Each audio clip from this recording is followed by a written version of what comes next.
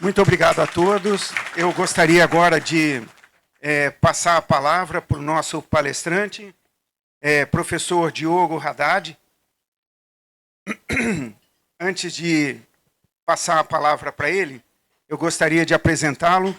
Professor Diogo, ele é mestre em Ciências da Saúde, da Faculdade de Ciências Médicas da Santa Casa de São Paulo, professor também na mesma Faculdade de Ciências Médicas da Santa Casa de São Paulo, está cursando doutorado na Faculdade de Medicina da USP. Ele é colaborador do Ambulatório de Reabilitação Cognitiva da Faculdade de Medicina da USP, coordenador do Serviço de Neurologia Cognitiva e Departamental e chefe do Serviço de Neurologia do Hospital Alemão Oswaldo Cruz. É uma satisfação imensa tê-lo aqui conosco. Eu já assisti sua aula, sua palestra. Você tem o dom da palavra, carismático e, além disso, muito, muito inteligente. Parabéns aí de antemão pela sua palestra. Tenho certeza que todos irão apreciar muito suas palavras. Muito obrigado pela presença e pela participação. Seja muito bem-vindo, Diogo. Obrigado, professor Renato. Obrigado Fico lisonjeado até por tantos elogios. Muito obrigado. Fico super feliz de ver casa cheia. Eu acho que está entre tantos amigos assim e pessoas que a gente gosta e conhece, deixa tudo muito mais tranquilo. E de fato, poder estar aqui com vocês é para mim uma alegria sem tamanho. Então, assim, obrigado à MLB pelo convite, no nome do Dr. Feres como presidente atual, mas no nome de todos os ex-presidentes que estão aqui. Hoje eu faço parte da Associação Médica Líbano-Brasileira, já faz basicamente 6, 7 anos agora, e com muito orgulho de pertencer ao SARRA, aos atendimentos. Eu sempre foco isso em todo lugar que a gente conversa sobre a MLB. Eu acho que o SARRA é o nosso maior presente, é uma coisa que mudou realmente a maneira como eu enxergo. Para quem está aqui e nunca foi em atendimentos, eu convido que participem dos atendimentos, que estejam junto com a gente, que estejam junto à causa, mesmo que a neurologia seja um espaço pequeno, é algo que realmente é impactante e pode fazer a diferença. Então, primeiro, obrigado, fico muito feliz de estar aqui, principalmente para conversar sobre esse tema, né?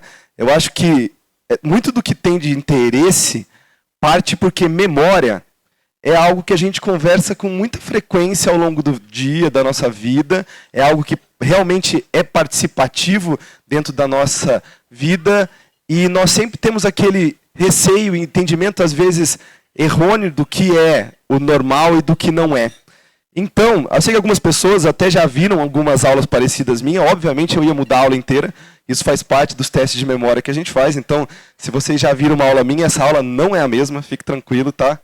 E quando eu me lembro de memória, eu puxei um pouquinho do que é a minha memória. Tá? Eu acho que começar aqui conversando com vocês era aquilo do que eu lembro. E eu lembro de eu entrando na casa da minha avó, pequeno. Minha avó veio do Líbano, minha avó nasceu em Zarle, meu avô nasceu em Baruch. Eu não conheci meu avô, mas eu lembro que na casa da minha avó tinha exatamente esse quadro. Tá? Esse quadro era o quadro que tinha na casa da minha avó. E eu sempre entrei e vi esse quadro. E eu achava fantástico um quadro que era da família. Minha avó era a família Naban, meu avô era a família Haddad. E da família Naban tinha esse quadro na casa da minha avó, que eu sempre tenho essa memória, uma memória afetiva de quando eu chegava lá, era o quadro que ficava na porta de entrada. E a história, na verdade, da família, eu busco isso quando eu falo de memória, porque eu cresci ouvindo as palavras em árabe, e sempre cresci ouvindo da minha mãe que era para tomar cuidado, toma uma sari, pega algumas coisas que sempre fizeram parte do meu dia a dia, das palavras em árabe. Eu nunca dei percepção quanto elas eram importantes para mim. E sempre ouvi muitas histórias do meu avô, sempre ouvi muitas histórias de quantas pessoas ele ajudou. Meu avô veio para cá como mascate, como muitos dos árabes que aqui chegaram através do Porto de Santos, trabalhando com burrico para conhecer minha avó lá no interior de São José do Rio Preto, para se mudarem para o Paraná para começar a plantar café, lá em 1940. E a história partia disso, que na verdade quem veio para cá foi José, pai da minha avó, e José veio para cá, depois trouxe a família inteira, a qual meu avô ajudou todo mundo a começar porque ele entendeu que se ajudaram ele a começar, ele tinha que ajudar todo mundo que chegasse também. E acho que isso é exatamente a essência do árabe. É ajudar os outros, é estar perto de alguém. Eu aprendi isso com a minha família, e isso é, para mim, uma memória muito afetiva. E acho que quando a gente fala de memória, para mim é importante conversar do seguinte: o que é memória? Né? A primeira coisa que eu preciso tentar é identificar e falar com vocês definições. Definição de memória é uma definição extremamente complexa. Mas eu gosto muito dessa definição do professor Ivan. O professor Ivan faleceu na época da Covid agora. Era um uruguaio radicado em Porto Alegre, e na Federal do Rio Grande do Sul. Foi um dos grandes neurocientistas pesquisadores de memória. Morreu com seus 90 anos agora, na época da Covid. E o Ivan falava o seguinte, que memória é a persistência do aprendizado em um estado que possa ser evocado. Eu gosto dessa definição. Essa definição me agrada. Mas a verdade é que a história mostra pra gente que memória, ao longo do quanto mais eu entendo sobre memória, eu começo a perceber que, na verdade, é extremamente complexo. Memória não basta simplesmente eu lembrar de um fato. Portanto, não é simplesmente aquela experiência própria que eu tive e que eu consigo contar. Porque se fosse só isso, seriam memórias explícitas e memórias, portanto, episódicas. Mas a memória ela é muito diferente disso. Ela pode, inclusive, influenciar com fatos muito diferentes. Hoje, o Dr. Ferri estava me contando que ele saiu de casa, ontem choveu, e ele sentou, ele saiu de casa, ele sentiu que estava ali o cheiro de terra molhada, ele olhou e falou, que vontade de comer uma mijadra. E ele seguiu seu caminho rumo ao seu trabalho. E, na verdade, o que o Dr. Ferri não lembrou é que quando chovia, quando ele era jovem, e ele tinha que ficar dentro de casa, a avó dele fazia mijadra para ele e ele comia isso. E aí ele ficou, hoje, pelo cheiro que ele lembrou, ele teve uma memória que a gente chama de priming. Ele puxou lá do que ele lembrava do olfato para o que ele tinha vontade de comer. Mesmo que ele não tenha a menor ideia que isso aconteceu. Só que isso aconteceu com ele hoje. E o mais interessante, isso está acontecendo com cada um de nós o tempo todo. As memórias não usam uma área do cérebro. Durante muito tempo a gente tem aquela imagem que o cérebro ele basicamente parte da região hipocampal. Eu tenho o hipocampo é a secretária do cérebro, ele organiza a minha informação, então vocês estão me ouvindo falar aqui, você está pegando o que eu estou falando, está mandando para o hipocampo, e o hipocampo entende se aquilo é realmente necessário, e ele ou armazena ou ele joga fora. E de fato o hipocampo faz isso. Só que mais do que a região hipocampal, cada um tem uma característica específica de como essa informação chega. Porque alguns estão mais atentos, outros estão mais desatentos. Alguns têm uma relação direta de estar aqui conversando com uma pessoa, outros não têm isso. Outros estão aqui porque se minha esposa não ouvir com atenção o que eu estou falando, e portanto ela tem que ouvir, ela não vai guardar tão bem, ela já sabe decor. Então, como ela já ouviu minha palestra outras vezes, ela não presta tanta atenção. E cada um vai decorar a palestra de uma certa forma. Portanto, nosso cérebro ele é utilizado como um todo. E isso é extremamente interessante. Porque muda para a gente a interesse que nós temos de doença. Hoje eu vim conversar com vocês, diferente de falar de memória, e eu tenho que fazer essa abertura sobre memória, mas diferente de uma aula só sobre memória, eu vim conversar com vocês de uma das coisas mais importantes dos últimos tempos, talvez a doença que esteja mais em voga do que nós temos que conversar, que é a doença de Alzheimer. E eu vou passar alguns temas antes de chegar em Alzheimer propriamente dito. Como eu estou num grupo majoritariamente de médicos, eu vou ser um pouquinho técnico às vezes do que eu estou conversando, mas a ideia é que vocês entendam principalmente a importância do que a gente está falando aqui. Por quê? Porque durante muito tempo, demência era um diagnóstico. Português tem algumas coisas, o brasileiro, vamos falar assim, não vou nem falar o português como língua, mas o brasileiro, ele tem muita coisa muito boa, mas uma delas não é adjetivar tudo. Então, demência em todo lugar do planeta, se você fala a demência é uma doença, no Brasil é um xingamento. E isso é um problema, porque eu preciso conversar sobre demência de uma forma aberta e muitas vezes nós não temos esse approach. Eu não consigo discutir com isso com tanta racionalidade quando a pessoa acha que eu estou xingando ela, quando nós conversamos sobre algo que era para ser usual. E mais que isso, demência não é um diagnóstico simples. Ele é um diagnóstico que deve ser feito muitas vezes com segmentos que abrangem muito mais do que simplesmente a clínica. Só que, durante muito tempo, nós tivemos um entendimento de que envelhecer é igual esquecer. E eu acho que se eu tiver um ponto para conversar com vocês hoje, e que saia isso na cabeça de quem não trabalha diretamente com isso, seria essa frase. Olha, envelhecimento não é uma demência. Não existe uma demência senil. Não existe uma demência da idade. Não existe uma demência que é considerada normal. Isso não existe. Você pode ter 75, 95, 105 anos. Qual é a sua funcionalidade? E a pergunta muitas vezes parte, qual é a funcionalidade que você quer? Porque eu com 95 anos, talvez eu não queira estar falando aqui na frente. Mas eu quero poder sentar e discutir sobre política, religião, artes, neurologia. Eu quero poder conversar sobre isso com 95 anos. Ou eu vou achar que 95 anos é normal que eu não converse mais sobre as coisas e que eu tenha que estar em casa. E aí, se a pessoa acha que isso é normal, essa é a funcionalidade que ela espera, isso de fato vai ser o que vai acontecer. E aí eu normalizo um quadro de alteração cognitiva como se ele fosse normal. Então, envelhecimento não é demência. Mas a hora que eu pego o report de Alzheimer global, e esse é um muito interessante do ano passado, de 2024, eles fizeram uma avaliação entre médicos e entre a população leiga. E olha os dados. 65% dos profissionais de saúde acreditam que demência é normal da idade. Que todo mundo vai ficar demente quando ficar mais velho. 65%. E mais que isso, 80% do público leigo acha que envelhecer vai ser, em algum momento, ter algum déficit funcional. Isso é errado de tantas maneiras. A gente tem que jogar a luz sobre isso, porque nós somos profissionais de saúde. Nossos pacientes se englobam nesse caminho. E é super importante que a gente discuta a respeito. Por que é tão importante para a gente discutir? Porque nós estamos nessa pirâmide. E dados dessa pirâmide etária nossa, elas são tão importantes ao ponto de eu falar para vocês que, olha, o que o Brasil mudou de 2010 a 2030, saindo de uma população majoritariamente de 25 anos para uma população majoritariamente de 50, nós levamos 20 anos para fazer isso. A França fez isso em 250 anos. Nós fizemos isso em 20. E será que a gente está preparado para todo mundo? Será que eu estou preparado para tantas pessoas de 80, 90 anos que estejam bem, que estejam funcionalmente ativas e que elas participem, que elas façam e integrem de fato a comunidade, a sociedade como um todo?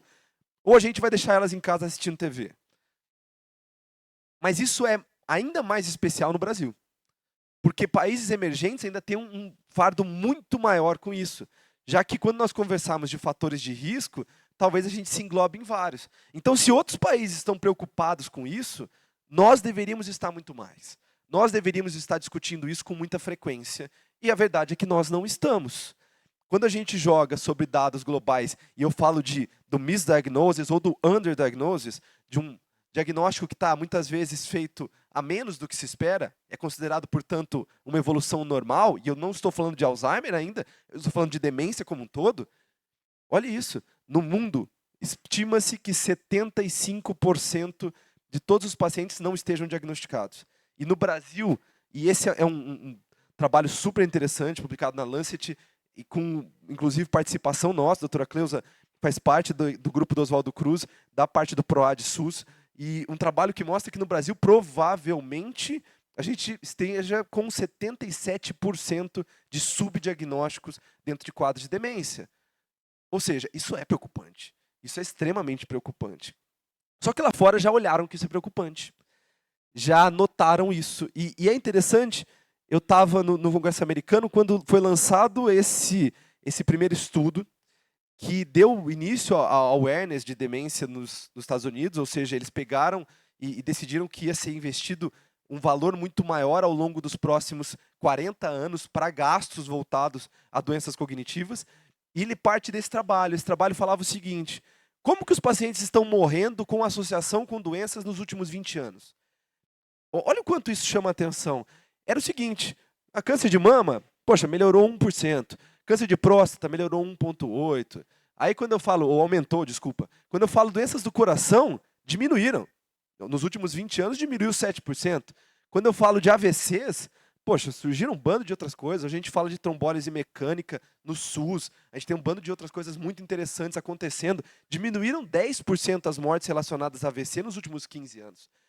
HIV diminuiu 65% as mortes relacionadas.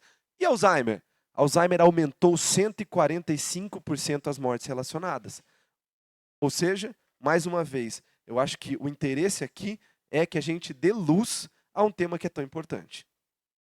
E muitas vezes esse tema é conversado só como doença. Mas esse é um dos gráficos mais famosos que existem, porque esse é um estudo da Gill Livingston. A Gill é uma pesquisadora inglesa, ela faz um trabalho junto ao NHS, que anualmente ela faz uma avaliação, principalmente epidemiológica, mas ela coloca fatores de risco modificáveis para demência. Isso aqui tinha que estar em todo lugar colado. Todo mundo tinha que saber sobre isso. Porque o que ela fala? Ela fala que, olha, 45% de todos os fatores associados a um quadro demencial são modificáveis. Eu mudo ao longo da minha vida. E eu mudo desde o momento que eu nasço. Lá atrás, nascimento. Nascimento, simplesmente o fato de eu ter educação formal diminui a chance de eu ter um quadro demencial em 5%. Ao longo da minha vida, quando eu entro dentro da fase adulta e depois na fase tardia, eu começo a perceber que, olha, perda auditiva e dos amigos otorrinos que estão aqui, alterações com LDL e colesterol, de todos os cardios endócrinos que estão presentes, depressão junto a todos os psiquiatras. Parece que muitas doenças que nós tratamos no dia a dia têm um impacto super importante para evitar que esse paciente tenha uma demência. Assim como lá, na Later Life, isolamento social. Vocês lembram de alguma coisa de isolamento social recente? Poluição do ar, alteração visual. São coisas que modificam o risco de evolução para um quadro demencial. Então, se o paciente chega com uma queixa cognitiva, antes de eu conversar de doença ou de remédio, eu preciso entender quais desses fatores fazem parte de fato da vida do meu paciente. E isso, sim, é o primeiro ponto que a gente tem que chamar a atenção. Que se eu não controlar bem obesidade, hipertensão, álcool, tabagismo, eu vou continuar conversando simplesmente com a parte genética associada a fatores de risco, associo então a epigenética e, portanto, uma epidemia de demências possivelmente próximas. Talvez o que nós tenhamos que corrigir num futuro não tão distante é justamente isso, que isso vai fazer uma diferença muito grande. Mas aí eu trago mais algumas coisas para vocês, porque eu ainda não entrei em Alzheimer. E olha que coisa, durante muito tempo era isso, os pacientes acabavam chegando num momento onde eles já tinham um déficit bem estabelecido. Então o paciente está esquecendo as coisas, quando ele começa a esquecer e não conseguir fazê-las, eu procuro o médico. Hoje em dia a gente não quer mais isso. Hoje em dia eu me importo com cada queixa cognitiva. Então se o paciente tem uma queixa cognitiva, seja qual for, e aí eu tenho um cuidado em relação a isso, porque ter queixas cognitivas, elas não são nem um pouco infrequentes. Então se eu virar aqui e perguntar, vocês não se sentem cansados? Você não se sente, de fato, um pouco fadigado? Você não sente que as pessoas ao redor parecem mais animadas que você, e você está cansado, e você queria agir melhor, e você queria conseguir atender seus pacientes com mais vontade, mas parece que você não está conseguindo fazer isso? Você já não guarda mais as coisas como você guardava? Você não se sente assim? Nesse momento, quando eu estou falando isso, eu vi pelo menos umas 10 pessoas assim. Se nesse momento eu falar, então comprem meu remédio milagroso que vai... Cuidado. O primeiro passo é cuidado. Porque sintomas cognitivos são comuns. Então, claro, se você não dormiu bem à noite, você vai ter um sintoma cognitivo no outro dia. Se você não fez atividade física adequada, você pode ter um sintoma cognitivo. E isso acontece de N formas. Você pode ter 1 milhão de coisas relacionadas a isso. Mas hoje eu me importo com a queixa. Não é simplesmente falar, isso parece que é porque você dormiu mal, faça uma polissono e vá para casa. Porque nós temos isso, o que nós chamamos de comprometimento cognitivo subjetivo. E olha o que os trabalhos mostram, que o simples fato de eu achar que eu tenho uma piora do meu quadro cognitivo, eu acho, mas na hora que eu faço os testes vem tudo normal. Mas se eu acho que eu tenho uma piora cognitiva, se eu acho que eu não estou bem cognitivamente, persistentemente, eu aumento o risco de ter uma demência nos próximos 20 anos. Então, se você acha que você não está bem, essas pessoas que fizeram assim quando eu falei, você deve procurar ajuda. E você pode até no final olhar para mim e falar, mas era do sono, era porque eu não estava dormindo bem. Eu gosto muito de falar isso com os alunos, porque é muito comum, um aluno de faculdade de medicina, ele está dormindo mal, ele não está, ele está estudando, ele não está sabendo. Fala, pode ser que seja isso, mas pode ser que não. Pode ser que eu consiga intervir nisso no momento adequado e fazer, de fato, com que esse paciente não tenha um processo demencial num futuro, talvez não tão distante assim. Porque hoje a gente conversa disso cada vez com mais precisão. Mas além do CCS, além do comprometimento cognitivo subjetivo, hoje a grande galinha dos ovos de ouro é o comprometimento cognitivo leve. Leve. Qual que é aquele? É aquele que o paciente chega para mim e fala o seguinte, olha, eu tenho de fato uma alteração cognitiva. Eu vou lá, faço testes, faço exames, converso, e eu noto que de fato ele tem uma alteração. Ele tem uma alteração.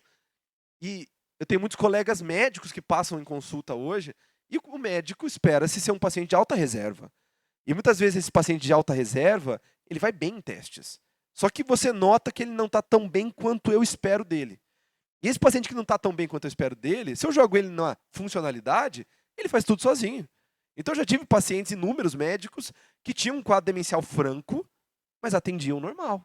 Estavam no consultório, estavam fazendo o mesmo exame que eles faziam há 40 anos. Porque aquela memória é uma memória cortical, uma memória operacional. Então, assim como ele anda de bicicleta, ele lauda o eletrocardiograma dele.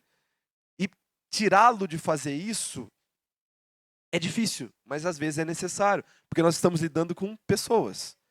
E dos médicos, muitas vezes, é um exemplo do que é a sociedade como um todo. Nós temos pacientes onde isso vai ser perceptível mais rápido, outros aonde, por reserva, eu não vou conseguir perceber, mas o comprometimento cognitivo leve é basicamente aquele paciente que ele faz tudo sozinho, mas ele não está tão bem quanto ele deveria, eu estou provando isso.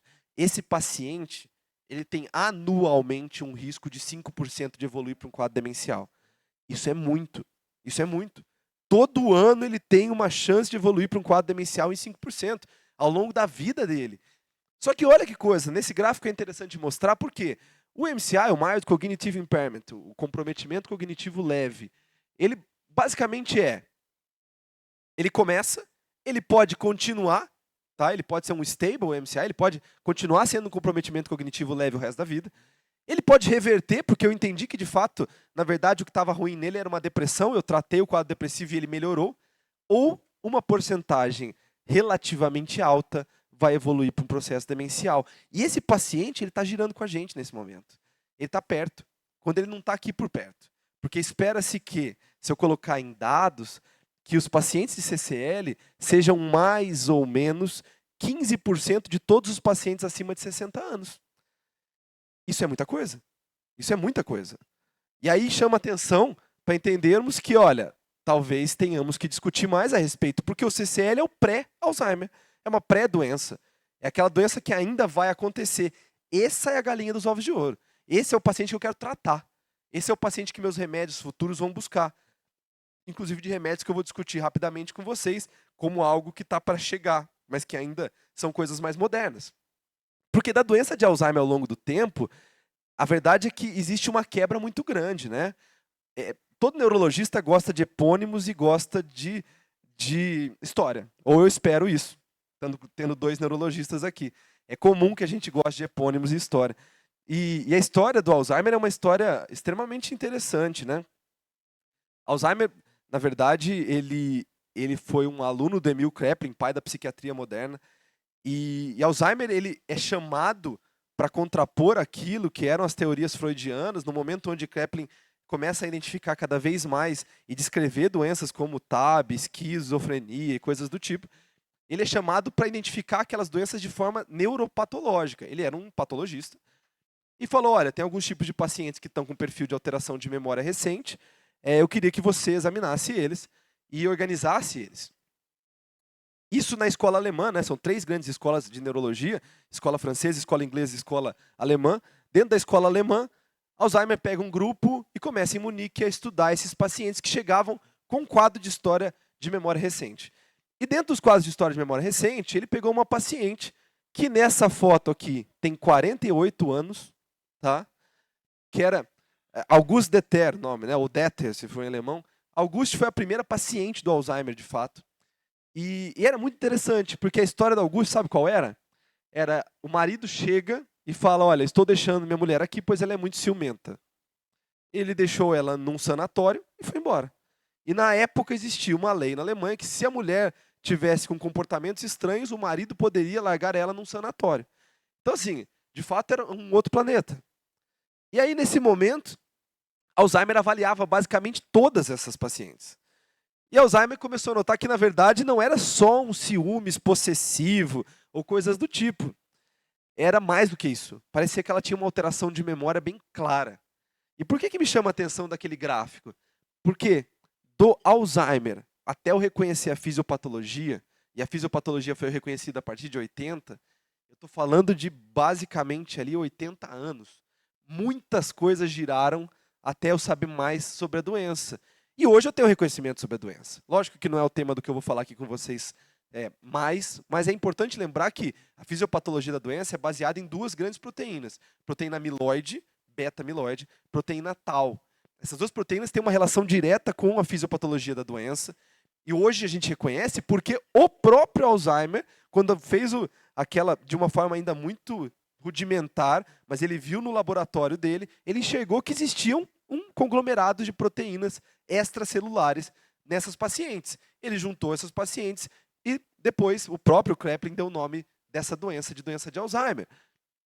E essas proteínas, elas são interessantes porque, na verdade, todos nós temos essas proteínas. A proteína beta-amiloide é uma proteína que é um marcador da doença de Alzheimer. Mas todos nós temos elas, em valores diferentes, mas ela é presente no cérebro de todo mundo. E aí mora um porém. Por que alguns pacientes começam a ter uma clivagem inadequada dessa proteína, fazendo com que, ao invés de eu ter uma excreção adequada, eu tenha um acúmulo no meu extracelular? Essa é uma grande pergunta. Por que alguns pacientes sim, alguns pacientes não?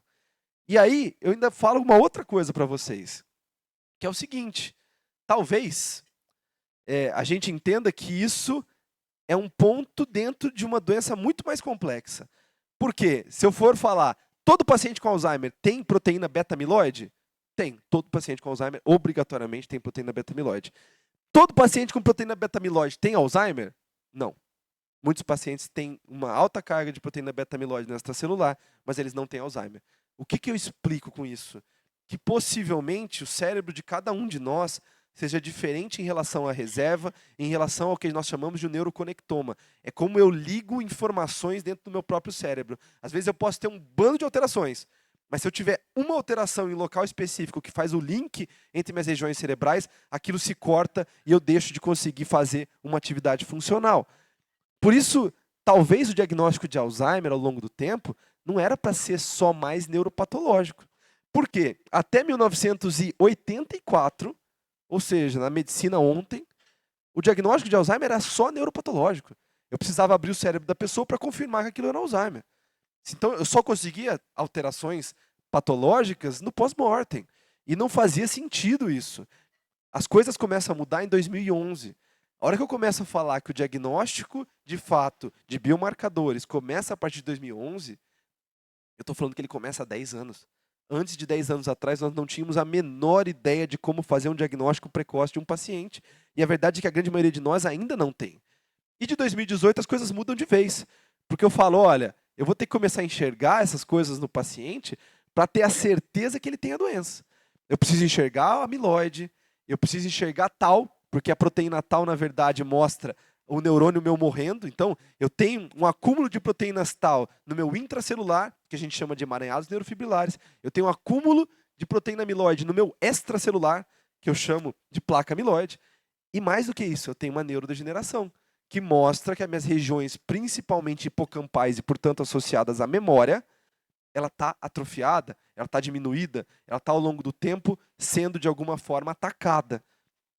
Mas o que disso tudo que a gente faz hoje em dia? Porque se eu for conversar com vocês como eu enxergo cada uma dessas coisas, que é a realidade nossa hoje, seria através de amiloides, PET amiloides, PET tal, líquor com pesquisa de biomarcadores, sangue. Hoje a gente tem como avaliar a proteína tal no sangue e ter uma percepção grande sobre isso. Mas isso não é uma realidade para todo mundo. Muitas das vezes o que a gente consegue fazer aqui é uma tomografia, quando consegue. Às vezes o que a gente faz é uma ressonância, hoje já muito mais presente. Só que a ressonância, ela mostra para mim o N. E a hora que eu tenho uma ressonância já, como essa aqui, mostrando uma alteração hipocampal bem clara, esse paciente já tem muito déficit. Isso já aconteceu há muito tempo. E aí me leva a crer que, na verdade, eu tenho duas doenças. Eu tenho uma doença clínica, mas hoje eu tenho uma doença biológica. Eu tenho uma doença biológica que é um contínuo. Eu preciso enxergar esse paciente que tem um CCL amnéstico com biomarcadores positivos e entender que esse cara tem um altíssimo risco de, nos próximos anos, virar um Alzheimer. Se eu não identificar esse perfil, eu não estou tendo o contínuo da doença. E eu só vou identificar ele quando ele estiver mal. Só que aí eu já perdi o tempo. Aí eu já não consigo tratá-lo de maneira adequada. O que nós fazemos hoje é pular que existe uma doença, na verdade, patológica, que não é só uma doença especificamente clínica. E é importante que a gente passe por esses caminhos para entender que o diagnóstico ao longo do tempo mudou. Hoje, eu não converso mais só sobre amiloide. Com certeza existe um processo inflamatório associado a isso. E se eu for pensar de uma maneira ainda mais neurológica a respeito, lembrar que nosso cérebro tem mais micróglia do que neurônio de fato. Então, meu cérebro tem muito mais associação com porções inflamatórias e de defesa do que com neurônio do que ele precisa. Muito do que nós estamos vendo de consumo de glicose é associado à defesa do seu cérebro, não ao funcionamento dele. Por isso que eu tenho que saber ler e interpretar muitas das coisas que eu estou procurando. E faz sentido que nos critérios novos tenho inflamação, tenho muitas vezes associação com alfa-sinucleína e parkinsonismos, pacientes podem evoluir para doenças similares, que têm alterações vasculares, porque esse paciente é hipertenso, esse paciente é diabético, esse paciente tem uma doença de pequenos vasos. Será que, de fato, um paciente hipertenso diabético descontrolado com alteração cognitiva do tipo Alzheimer é igual a um paciente que não tem nenhuma doença microvascular e também tem esse padrão? Será que a evolução é a mesma? Hoje a gente sabe que não, mas ainda não temos uma resposta de diferença de padrões. Isso vai acontecer num futuro não tão distante. Nós estamos vivendo essa revolução a respeito da doença. Hoje nós conseguimos encontrar com muito mais frequência alterações que nos levam a diagnósticos que muitas vezes eram imitados de Alzheimer, que no primeiro momento poderiam ter só uma alteração amnéstica retrógrada daquele paciente que esquece as coisas com frequência, que deixa o fogo ligado, que deixa, muitas vezes, repete as frases por muitas vezes, e a hora que você vê no exame, você enxerga que lá, na verdade, não era um perfil de Alzheimer, era um perfil de Levy, era um perfil de variantes diferentes de frontotemporais, eram outros tipos de demência que podem ser avaliadas, às vezes, de forma mais precoce. E cada vez mais, não é o tema do que eu quero, a gente começa a subdividir isso. Mas por que a gente subdivide isso de tantos tipos de Alzheimer? Mesmo não sendo o tema do que eu quero conversar com vocês hoje, pois isso é uma aula à parte. Porque isso é importante. Eu começo a partir do momento que eu enxergo um tratamento à vista, e nós vamos conversar sobre ele como capítulo final, eu começo a aumentar meu diagnóstico. E aí, com o meu diagnóstico mais preciso, eu começo a entender que, olha, e se eu criasse um radiofármaco voltado à proteína amiloide? Eu posso fazer um radiofármaco que ele capte só proteína amiloide. Faz sentido? Faz. E se eu tiver um radiofármaco que capta só proteína tal? Faz sentido? Faz. Uma de neurodegeneração, outra de início de doença. Será que através desses radiofármacos, ou então da associação com eles, eu não consiga avaliar isso ao longo do tempo? Porque quando eu tenho clínica já alterada, eu já tenho doença. Mas quando eu não tenho clínica alterada, eu começo a conversar de muitos anos antes. Então, olha, o que o futuro nos reserva é talvez conversar, não de uma ressonância mostrando atrofia, mas, por exemplo, de um PET de densidade sináptica, mostrando que a sinapse está se diminuindo aos poucos, comparativo a outros pacientes, 30, 40 anos antes dele ter. Será que, de fato, um PET de neuroinflamação não vai ser a nova colonoscopia dos 40 anos? Talvez. E talvez isso esteja para acontecer logo mais. Não só com exames caros, como um PET, mas talvez com exames baratos, como tirar um sangue. Ainda é muito precoce para conversar sobre isso, apesar de já disponível no mercado, muitos de vocês sabem, mas cada vez mais a gente vai discutir sobre exames de sangue que predizam de alguma forma, e predizer isso é super cuidadoso, mas que ele, de alguma forma, me ajude a predizer qual o risco daquele paciente ter um Alzheimer, desde que ele tenha de fato, uma clínica associada. E isso está mudando. Cada vez mais eu estou abrindo novos marcadores de sangue, de líquor, de imagem, para tentar fazer um diagnóstico cada vez mais precoce.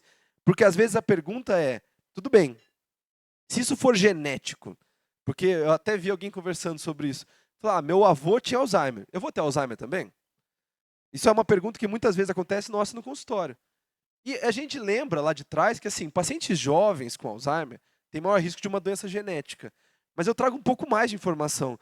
Pacientes jovens que têm aquela forma hereditária são raríssimos. Raríssimos. E existem formas mendelianas, de fato, da doença, como, por exemplo, lá em cima, presenilina 1, presenilina 2, a APP, proteína precursora amiloide, que por acaso fica no cromossomo 21, que por acaso é o mesmo da síndrome de Down, da trissomia do 21, e, portanto, Down é um modelo genético da doença de Alzheimer.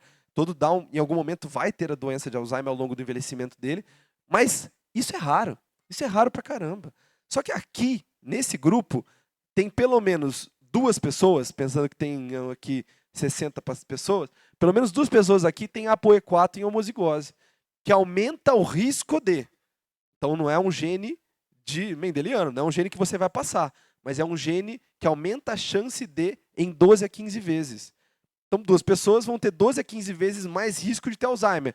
Significa que elas vão ter Alzheimer? Não. Mas elas têm um risco aumentado. Elas não deveriam ser investigadas antes? Eu não deveria saber quem são essas pessoas? Alguns vão falar, sim, deveria saber, para estar perto delas. Outros vão falar assim, mas se eu souber, eu vou conseguir evitar? Eu falo, acho que não. Então a pessoa, não quero saber. Por que eu vou saber sobre isso? Para ficar mais nervoso ainda a respeito? Isso é uma coisa que ainda tem muita discussão ética a respeito do que nós sabemos sobre a própria doença, para conseguir entender que, olha, na verdade, existe de fato uma detecção cada vez mais em vivo e que, por exemplo, em últimos testes, eu consigo identificar pacientes que vão ou não ter a doença 21 anos antes.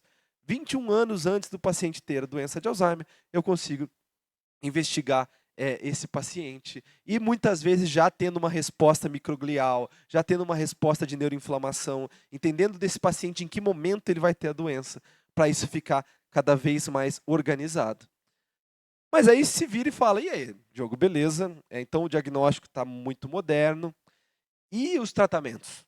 Porque os tratamentos nossos hoje, eu acabei de falar para vocês de uma forma muito rápida, que basicamente a fisiopatologia da doença é baseada em 2 proteínas de acúmulo no intra e no extracelular. Só que o nosso tratamento não age nessas proteínas. Nosso tratamento nada mais é do que eu aumentar o que é o meu neurotransmissor principal em área hipocampal, que é a acetilcolina. Eu aumento o quanto eu tenho de receptor lá, eu aumento o quanto eu tenho de neurotransmissor, e eu faço com que a doença seja um pouco mais leve, ou que eu atrase um pouco a evolução da doença. E quando a doença está mais grave, eu associo uma droga que é um antiglutamatérgico, lembrando que o glutamato é basicamente o que mata o neurônio por fim, refluxo de cálcio dentro do neurônio, mas se eu diminuo o glutamato, eu faço com que esse neurônio morra um pouco mais devagar. Parece pouco, né? Parece pouco, parece que o que a gente faz hoje, na verdade, nada mais é do que dar uma dipirona para febre com um paciente que tem pneumonia. E não faz sentido isso dentro. Porque se eu sei a fisiopatologia, por que de fato eu não estou tratando ela? Porque a gente ainda está reconhecendo o paciente. E aí que moram os mistérios dos nossos tratamentos. Se eu trato hoje simplesmente o que acontece lá dentro do neurônio como forma simples, mas eu não trato o que acontece de forma patológica, significa que abre-se uma porta enorme para novos tipos de tratamento que estão por surgir. E esse talvez seja a grande moda e os grandes pontos que estão por chegar. Porque hoje nós temos inúmeros anticorpos monoclonais anti-beta-amiloide. Eu consigo pensar em criar um anticorpo que vá lá, que tire a patologia amiloide. Então eu estou criando um anticorpo em laboratório, que ele vai atacar só a proteína beta-amiloide acumulada no extracelular e limpar ela de alguma forma. Quando eu falo que isso acontece, já tem pelo menos alguns remédios aprovados sobre isso, todo mundo, quando pensou nesse tipo de medicação, falou, descobrimos a cura da doença. Acabou. E a verdade é que não. Que ao longo do tempo, o que os testes mostraram para a gente? Que quando você usava isso no paciente com Alzheimer, ele continuava piorando e talvez piorasse até mais rápido. Por quê? Porque nós estávamos escolhendo mal o paciente. Aqui eu pego um paciente que é meu, inclusive. Tá? Esse é um paciente que eu estou pegando de um arquivo pessoal. Esse é um paciente que ela é uma mulher jovem, entre aspas, assim, não tem tem 60 anos, mas é uma pessoa super jovem, que começa um quadro cognitivo que é taxado como leve, porém, ela é uma pessoa que é formada em 3 faculdades, fala 6 línguas, tem o pós-doc dela na Suécia, e ela mesma tem uma percepção clara de que ela não está indo bem. O marido percebe que ela não está indo bem. Só que não ir bem dela é ir muito bem para 90% da nossa população. Mas ainda assim ela nota que não está o normal. E a gente faz um PET amiloide, e a hora que eu faço PET amiloide eu vejo que tem um bando de placas amiloides ali. Converso com ela que está surgindo um tratamento, ela é uma candidata, mas o remédio é muito caro, de fato, hoje em dia ainda inviável. Converso sobre, olha, custo-efetividade dessa medicação não é boa. E por que eu trouxe esse caso especificamente? Porque ele me falou uma coisa que é super importante, né? Ele perguntou, doutor, mas quanto que isso de fato ajudaria? Porque você está falando para mim que isso não cura a doença. Dentro do fato dela estar pegando muito recente, muito precoce, quanto de tempo isso dá para ela? Eu falei, não sei, eu não tenho como afirmar. Mas seria algo em torno do que a gente tem em estudo, dela ficar funcional por 2 anos a mais. Ele falou, Diogo, você quer dizer com isso que ela vai comer sozinha e se limpar sozinha por 2 anos a mais? Eu falei, sim. Eu falei, você está conversando comigo de custo-efetividade? Ele falou, quanto você paga para o seu pai comer sozinho e se limpar sozinho por 2 anos? Essa foi a conversa que ele teve. Só que é fácil você falar isso quando você tem dinheiro. É muito difícil você falar isso quando você está passando fome. E por isso que esses remédios, eu acho que eles ainda estão numa fase de reconhecimento. Só que ele consegue fazer isso. Se vocês olharem aqui embaixo, ele basicamente limpa toda a placa amiloide desse paciente. E a pergunta é, e ela está bem? Não, ela está igual. Ela não melhorou, mas também não piorou. Ela está estável. Ela continua tendo os esquecimentos e aquilo está estável. Isso é bom? Talvez seja ao longo do tempo. Mas mais do que só remédio, o que nós temos que focar é que existem tratamentos que são não farmacológicos. E o tratamento não farmacológico, ele parte do princípio principal é horrível, mas de um princípio de estimular. Estímulo é super importante. Eu conseguir estimular ao máximo esses pacientes é importante. É muito comum nós vemos esses idosos, muitas vezes, parados em casa e sem realmente uma função clara. Então, sim, eu estimulo para que os pacientes tenham atividade física regular, para que eles tenham um acompanhamento laboral, que ele consiga manter isso até ao longo da vida dele, do que é possível ele manter, para que ele tenha acompanhamento principalmente social. É super importante que esses pacientes tenham grupos, e isso faz toda a diferença. O que nós estamos fazendo aqui tem toda a diferença. Para todo e qualquer paciente com qualquer queixa cognitiva, ele deve ter uma noção bem clara de pertencimento. Isso faz uma relação muito clara de evolução com a doença. Porque senão, se você for pegar da realidade brasileira hoje, espera-se que, basicamente, 60% dos pacientes acima de 60 anos estejam parados em casa após a aposentadoria. Parados, que eu digo, é passar mais que 80% dentro de casa sem sair. Quando eu jogo para pacientes acima de 80 anos, os dados são que 88% dos pacientes passam mais de 90% do tempo em casa. Que estímulo eu estou tendo com esses pacientes? Será que de fato eu não estou criando doenças? Por isso estímulo é bom? É bom. Ter outras coisas que façam, manter atividades regulares é bom? É. Mas ter um acompanhamento adequado é ainda melhor. E é importante que eu faça isso cada vez com mais organização, cada vez com mais credibilidade. Eu agradeço de novo. Hoje a gente fica feliz de ter um grupo muito grande, trabalham comigo quase 60 neurologistas. Nós temos hoje pelo menos o acompanhamento e visibilidade no Brasil para novos tratamentos. São 12 clinical trials acontecendo junto à equipe, são quase 8 a 9 hospitais de organização, entre muitos neurologistas fantásticos no Brasil que hoje estão estudando e pesquisando, e muitos deles junto com a minha equipe. Então, hoje as coisas têm mudado, mas têm mudado pela perspectiva de que a ciência brasileira está realmente cada vez mais avançada. E fico muito feliz de pertencer a ela e de organizar cada vez essas coisas. Por isso eu pergunto para vocês, qual que era o prato que o Dr. Ferri estava com vontade de comer? Tá vendo? Ninguém esquece dos árabes. Naquela vez lá, todo mundo esqueceu, porque não eram os árabes que estavam junto vendo. Agora aqui ninguém esquece. Ó. Muito bem. Quem não lembrou, para aqueles que não lembraram nada sobre, eu sou o Diogo Haddad. Tá? E vocês podem procurar à vontade, que vai ser um prazer conversar com vocês. Muito obrigado.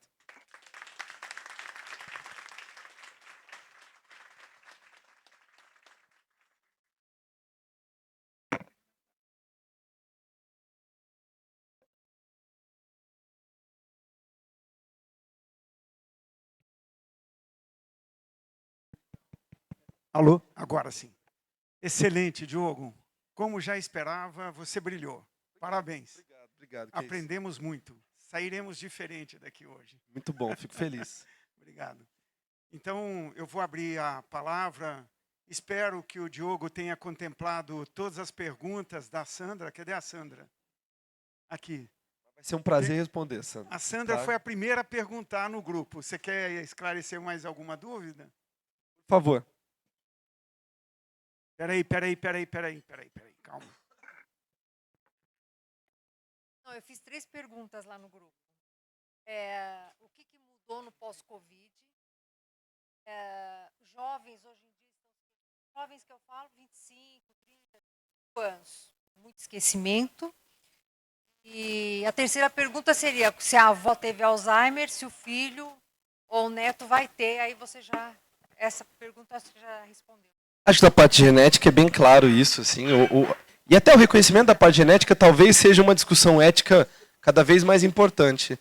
Algumas pessoas são fervorosas em falar que é importante que todos saibamos quem são aqueles pacientes em risco. Outros falam que não querem saber de jeito nenhum.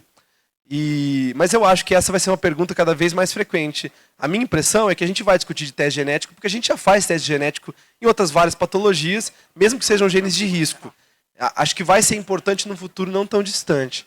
Dos pacientes jovens, isso é interessante, né? Porque os pacientes jovens de 20 a 25 anos é um público interessante para buscar atendimento.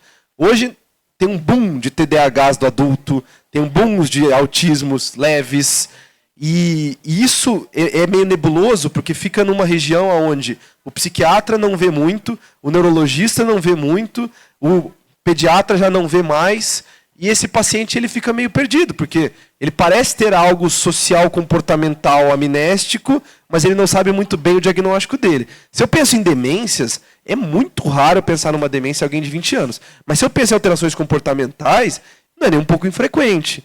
E aí é que a gente tem que tentar entender. Você tem várias perguntas sobre o quanto acúmulo de tela, o quanto alterações sociais. Eu sou meio cético em relação a isso, porque minha visão é que, na verdade, nós evoluímos de uma forma onde esse ápice de informação que a gente recebe é uma forma de adaptação para você conseguir viver até os 120 anos sem ter um quadro demencial. Então, quanto mais você tem... Eu vejo minha filha hoje, com 4 anos, conseguindo pegar o celular, conversar comigo sobre tudo, discutir sobre o filme e me corrigir em muitas das coisas que eu falo, e eu acho que com 4 anos eu rolava na terra sem conseguir, comia ela ainda. Então, eu penso, poxa, acho que tem uma diferença muito grande do quanto ela tem de informação. Isso talvez seja ruim socialmente e comportamentalmente, isso talvez seja muito bom neurologicamente. Mas a gente ainda vai ter muitas respostas. Por isso, a maior parte dos pacientes que chegam com um quadro leve, jovens, eles tendem a ter uma outra doença de base. E a gente tem que procurar elas. A maior parte deles, quando tratam ansiedade, depressão, sono, organização de rotina, eles melhoram no quadro cognitivo. Em relação à primeira pergunta de Covid, a gente estava falando de pesquisadores brasileiros e tudo mais. A doutora Flávia está aqui, o doutorado dela é em Covid e parte toda amnésica. Ela acabou de dar uma entrevista para o Drauzio Varela sobre isso. É uma das pessoas que mais sabe no Brasil sobre isso, disparadamente. Acho que nada mais justo que ela responda.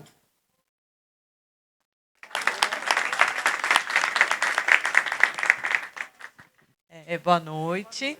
Então, a Covid, ela colocou para a gente em evidência uma síndrome que era basicamente negligenciada, que é a síndrome de fadiga crônica pós-viral, que é bastante comum de acontecer com vários vírus da gripe, Epstein-Barr, citomegalovírus, e o SARS-CoV-2 agora é uma síndrome que 80% dos casos dela é relacionada a alguns desses vírus, né? E aí, inicialmente, a Covid foi tratada como uma infecção respiratória, porque o quadro o sintoma mais grave inicial, né, foi a parte respiratória. Mas logo no início da pandemia, a gente já viu alteração sistêmica, cardiovascular, e aí, especificamente da neurologia, a parte cognitiva, inclusive, com mecanismos ainda não completamente esclarecidos, mas a parte inflamatória muito associada. Então, assim, a gente, de todos os pacientes que a gente pesquisou no líquor, a gente só encontrou o PCR do SARS-CoV-2 em um dos pacientes, mas muita inflamação. Então, assim, alteração de neurofilamento, alteração de citocinas inflamatórias. E isso é uma parte da explicação do pós-Covid. E o que o Diogo comentou, né, em relação à parte... Deixa eu ir lá para frente, que eu estou de cor.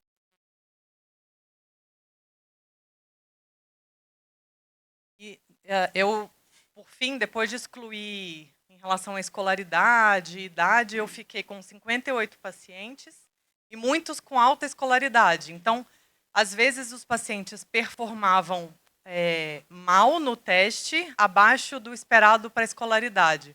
Mas às vezes não, às vezes eles performavam comparado com a escolaridade bem, só que para ele, para o basal dele, é diferente. E isso trouxe insatisfação porque ele conseguia performar e não mais, né? Então, e aí a gente não tem um tratamento de medicação, e é o que todo mundo quer, um remédio que você tome para que você se cure. E as medidas comportamentais, reabilitação cognitiva, muitos pacientes precisaram da avaliação neuropsicológica formal, terapia cognitivo-comportamental. Alguns melhoram depois de um tempo. Tem um estudo de um grupo europeu da Espanha, que eles avaliaram as várias variantes, né? A variante inicial, a tendência é que quem foi infectado lá no início tivesse sintomas que persistiram mais. As variantes posteriores teve a tendência de dar alterações menos intensas e mais curtas, mas ainda assim que puderam persistir vários anos, inclusive. Muito bom, obrigado, Flávio. Obrigado por ajudar. Por favor. Bom, meu nome é Laila, por coincidência sou irmã da Sandra.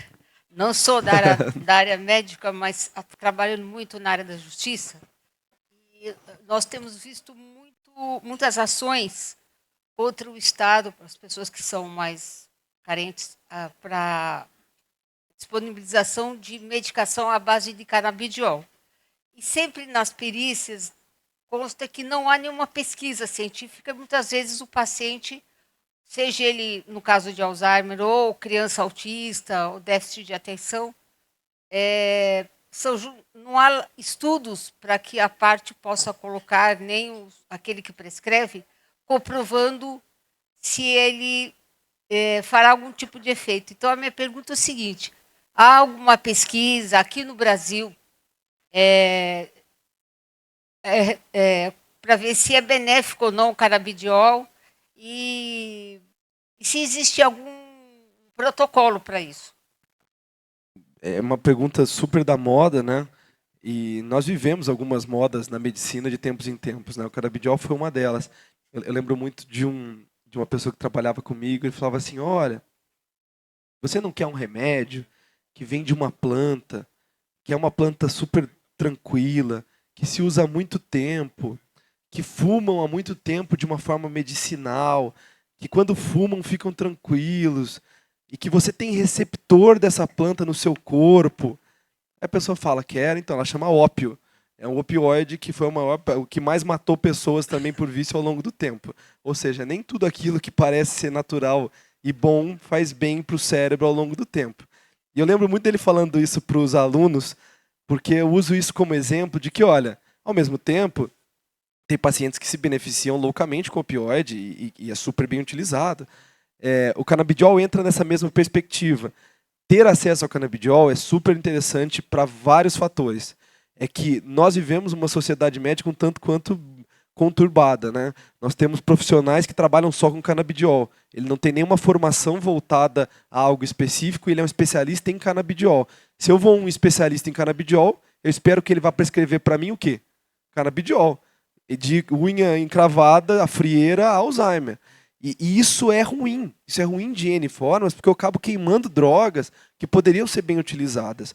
Hoje tem-se sim estudos grandes, principalmente dentro da área cognitiva de Alzheimer com canabidiol, e todos eles mostram basicamente a mesma coisa. É convergente os resultados para toda a mesma coisa. Em fases iniciais de doença, o canabidiol piora a doença. Se eu estou falando de um começo de doença, paciente que está começando a ter um quadro de esquecimento, o canabidiol ele piora e acelera a progressão de doença. Em compensação, em fases moderadas para avançadas, onde eu tenho uma alteração comportamental, como queixa acima, ele é bom. Ele é bom. ele é interessante, ele entra como adjuvante, ele diminui o uso de neuroléptico muitas vezes. Neuroléptico tem um monte de associações, dentre elas aumento de intervalo QT, entre outras associações que a gente tem de rebaixamento com o idoso. Então, se eu consigo diminuir, por exemplo, o uso de neurolépticos baseado numa associação adjuvante ao canabidiol, faz sentido. O problema é você jogar isso para todo mundo. E aí você acaba errando muito mais a droga. Então, uso de canabidiol? Sim. Em quais pacientes? Pacientes graves, pacientes mais avançados, pacientes com alterações comportamentais. Diogo, boa noite. Parabéns pela sua exposição. Obrigado, Alite. Muito boa, como sempre. Sou admirador. Muito obrigado. Uma honra. A minha pergunta para você é com relação às comorbidades, tipo hipertensão arterial, diabetes, obesidade, contribuindo para acelerar o processo. Né? Eu gostaria que você falasse alguma coisa sobre isso. E a segunda pergunta, sobre o uso de análogos GLP-1 nesses casos de demência, se tem algum estudo diminuindo o processo inflamatório, alguma coisa nesse sentido? Belíssima pergunta. Pergunta super da moda também, tema que eu adoro, né? Primeiro, vamos lá, assim, parte de hipertensão e diabetes, tanto é importante que está realmente, de fato, dentro dos fatores modificáveis. Então, o paciente hipertenso diabético, ele com certeza tem um fator de risco para. Mas a dúvida é, o cara que tem isso, ele evolui mais rápido a doença? Sim, ele evolui mais rápido a doença. Se nós lembrarmos, muitas vezes as demências, aquele Alzheimer isolado, que só pela placa ele é um Alzheimer, ele não existe, na verdade. Dificilmente, se até hoje, a gente até hoje corta e abre cérebros, é uma coisa que eu gosto de bater na tecla, principalmente com os pós-graduandos comigo, que assim, é interessante você cortar o cérebro, é interessante você olhar o cérebro até hoje, porque é o que faziam antes, hoje a gente faz pouco isso.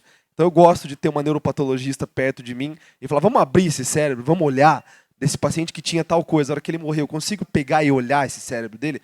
Porque se nós olharmos até hoje, a maior parte deles tem alteração vascular, microvascular. Então, a alteração de microvasculatura ela é interessante porque ela parte de um tempo de plasticidade sináptica até o momento onde seu neurônio perde função. Por isso, o Alzheimer ele é uma reta linear de progressão. Você vai piorando devagarzinho ao longo do tempo com uma linearidade. Em compensação, a parte vascular, ela chama de uma progressão em escada. Você consegue segurar até um belo momento, de repente, puf, eu perco. Aí eu continuo segurando assim e perco. E num paciente que associa as duas coisas? Possivelmente ele está fazendo uma escada enquanto ele piora. Isso está acontecendo ao longo do tempo. Por isso que vocês veem pacientes muitas vezes com Alzheimer ou com diagnóstico de Alzheimer, e você fala, poxa, mas o Alzheimer não é uma coisa lenta? Parece que esse paciente piorou muito mais rápido. Sim, porque a parte microvascular dele talvez seja um ponto para se observar e faz todo sentido sua observação, Alide. Do segundo ponto, é um tema que eu adoro, que é o uso de análogos de GLP-1. Nós temos um estudo, eu sou PI no Brasil do estudo, que a gente chama de EVOL, que é um estudo aberto, grande, de uso de semaglutida oral para tratamento de CCL em conversão para Alzheimer. E, sinceramente, olha, nós temos dois grupos ali. Nós temos um grupo voltado a pacientes com Alzheimer isoladamente e um outro grupo voltados a esse perfil de pacientes. Pacientes que têm uma alteração microvascular e também têm biomarcadores positivos para Alzheimer. E a gente tem esses dois grupos que a gente está fazendo placebo versus semaglutida. Eu acho que as respostas vão ser bem interessantes. E parte justamente desse princípio, que eu não estou agindo mais só na beta-amiloide. Eu estou agindo no processo inflamatório. E agir no processo inflamatório faz todo sentido. Se eu corto a inflamação, talvez eu corte inclusive o acúmulo da placa.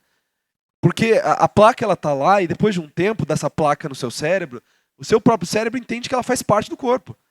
Então você começa a mandar vasculatura para a placa, você começa a mandar astrócito para a placa, você começa a mandar micróglia para a placa, aquela placa faz parte. Aí eu chego lá e tiro a placa, o que acontece? Incha meu cérebro e sangra meu cérebro. Por isso que eu tenho que entender que talvez eu tenha que desinflamar essa região antes, eu tenho que conseguir agir em outros receptores que não só voltados à proteína beta-amiloide, e análogos de GLP-1, eles são o início para conseguir fazer isso. Talvez a gente tenha que mudar um pouquinho a conformidade deles para eles terem uma absorção melhor do sistema nervoso central. A verdade é que o que a gente tem na mão ainda não é tão bom, mas num futuro não tão distante vai ter ainda uso de tirs a partida dentro do sistema nervoso central, de outras coisas que estão por chegar e na minha cabeça faz todo sentido. Eu vendo pacientes, hoje eu acompanho 30 pacientes dentro desse estudo, eu eu falo, olha, vai vir positivo o resultado nos próximos 2 anos, principalmente para esses pacientes que já têm um quadro microvascular, que são pacientes diabéticos, hipertensos, obesos, que a hora que eu melhoro isso, indiretamente eu também vou melhorar a doença dele. Mas mais que melhorar, eu vou evitar tempo de conversão, que é o que eles querem provar que isso acontece. Então eu acho que é super interessante e acredito muito nesse caminho. Talvez a gente vá discutir no futuro é de usar um coquetel para tratamento. Vai existir o retirar a placa, mas vai existir o desinflamar, mas vai existir o ajustar a vasculatura e vai existir várias formas de tratar cada paciente. Vai existir uma individualidade cada vez maior. Pois não. Parabéns. Obrigado. Fantástico, claro, como sempre. Eu sou Marcelo, dentista, e saiu um artigo falando de Profinomonas gengivales, da doença periodontal, e foi cultivado em rato. E você já respondeu brilhantemente na sua palestra que ter beta-mieloide não necessariamente vai ter doença. E o trabalho para exatamente aí. Ele comprova que aumenta a incidência de beta-mieloide no cérebro. A minha pergunta é, você acredita que a doença periodontal, odontológica, e você já respondeu, porque você acredita na inflamação, mas ela pode ter um elemento diretamente ligado, um aumento da incidência ou um agravamento da doença? Se você acredita, como que você trataria isso? Obrigado. Também algo super em voga, né? O gut-brain axis, o eixo intestino-cérebro, ele passa por... Existem alguns grupos muito fortes que investigam, principalmente um grupo francês grande, que eles acabam investigando não só a parte boca, mas a parte de associação com bactérias de intestino específicas, e qual o link. E a hora que você vê os resultados, assusta. Porque tem uma ligação, tudo bem que é uma relação causal, e isso para a ciência é ruim, mas é uma ligação tão impressionante de associação com a doença, que quem olha sem ler pormenores e conhecimento claro da doença, fala, achamos a causa. A causa está do que tem de processos de bacterianos e de inflamação ao longo de todo o meu eixo ali. Seja na boca, seja no estômago, seja no intestino. É isso que está causando. E eu acredito que tem uma relação direta, sim, tá? Direta. Eu acredito que ela entre dentro de um contexto. Porque entra aquela mesma conversa. Tem pacientes que têm e não têm a doença. Tem pacientes que... Agora, será que todo paciente que tem, ele tem alguma outra associação com perfil infeccioso dentro desse eixo? Acredito que sim. E talvez seja o ponto do porquê a gente se importa tanto em falar e recomendar que esses pacientes procurem, de fato, a odontologia e que acompanhem, porque também é algo extremamente negligenciado. O paciente idoso, normalmente, ele acaba passando só quando tem alguma alteração de funcionalidade. Ele deixa de comer porque está doendo. Antes disso, muito tempo ele não passa. Hoje a gente já fala muito sobre isso. Tem acompanhamento dentro do consultório, a gente tem as indicações para que esses pacientes procurem, inclusive para falar, olha, passe, a gente tem que investigar se tem outros tipos de feridas, entre outras coisas, mas nós não conversamos de bactéria em si, nós não conversamos ainda sobre isso, né? Não converso de mudar a flora, coisas que talvez no futuro a gente discuta. Acho que a gente só ainda não tem o material necessário para entender como usar isso na prática. Que isso tem uma relação direta, sim, mas como usar isso na prática, eu acho que a gente ainda está engatinhando. Diogo, eu sou o Hussein, né? Cardiologista do Sarra. Parabéns pela apresentação. Obrigado, é uma coisa incrível. Nós somos preocupados muito com essa doença cognitiva. A minha pergunta você deve ter respondido já para o Walid, para o colega dentista, e a minha pergunta é bem objetiva. Um paciente da gente lá no consultório, de 80 e tantos anos, hipertenso, diabético, tratado, discretamente obeso, mas está tratado, e que tem um distúrbio cognitivo leve. Você acha que nós devemos investigar a proteína amiloide? E se sim, se a gente deve começar a tratar ou não com aquelas drogas bobagens que tem por aí? O que você acha? Sim, sendo direto, não, você não deve. Você não deve investigar a proteína amiloide nesse paciente, você ainda não deve pedir. Mas você deve se importar com a queixa. Eu acho que esse é o ponto. E eu sei que a maior parte dos médicos aqui já se importam. Por quê? Porque esse paciente tem um quadro cognitivo. Se você vira e fala assim, olha, esse paciente ele tem um quadro cognitivo, só que ele passou o cardiologista, e o cardiologista falou assim, mas sua pressão está ótima. Sim, mas eu estou esquecendo. Sim, mas sua pressão está ótima. Não, é mais do que isso. Porque o que acontece a maior parte das vezes com colegas, e a gente conversa muito com ginecologistas e obstetras, porque a mulher idosa, ela tem muitas vezes o ginecologista obstetra como o grande médico clínico deles. E se eu não pergunto ativamente sobre isso, se eu faço perguntas normalmente basais ali tá tudo bem, tá tudo bem. Mas você teve alguma queixa? Não, não tive. Então, buscar ativamente isso, acho que é o primeiro ponto. Por quê? O que nós não percebemos é, se isso estiver influenciando na funcionalidade do seu paciente, aí eu mudo de figura. Eu falo, poxa, por que não? Porque esse paciente pode ter 80 anos, mas eu posso mudar a realidade dele para os próximos 20. Ele vai viver até os 105.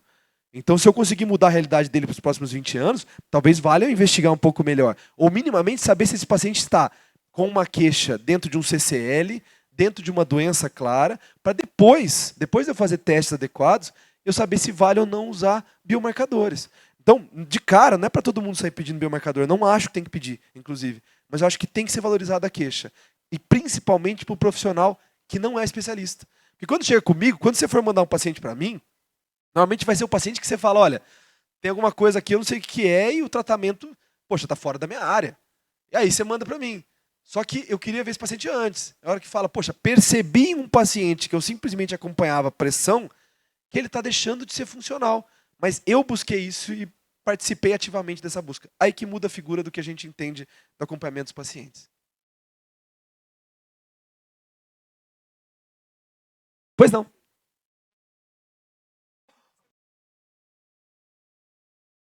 Boa noite, Diogo. Meu nome é Renata Cairala, eu sou dentista.